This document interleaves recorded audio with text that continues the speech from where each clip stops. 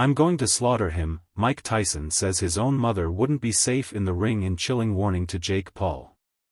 Mike Tyson is concerned Jake Paul will avoid a slugfest in their upcoming clash. Tyson will stunningly return to the ring aged 58 in a huge showdown with Paul on November 15, a bout which will be sanctioned and count on the pair's professional records. Tyson will be expected to be aggressive and chase a stoppage in front of the 80,000 crowd at the AT&T Stadium in Texas.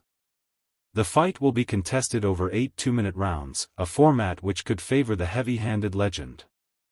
And he believes that Paul's tactics could be negative given the imminent threat of his power despite his age. Asked if he feared for Paul given what he is up against, he told Adam Catterall in an exclusive interview that Paul knows what he's getting into. "Whoever is in that ring has a problem with me," he said. "If my mother stepped into the ring, she has a problem with me. Don't go in that ring if you don't want that problem." That warning was chilling and a reminder to Paul and his fans what he is getting himself into. In his prime, he was the youngest ever heavyweight champion, having torn through the heavyweight division in the 1980s.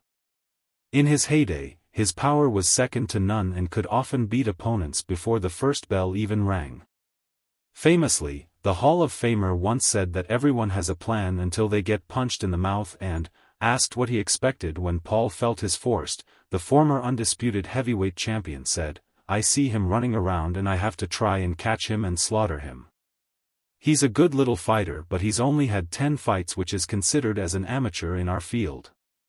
Paul has been bulking up to around 230 pounds to try and match the former undisputed heavyweight champion's power.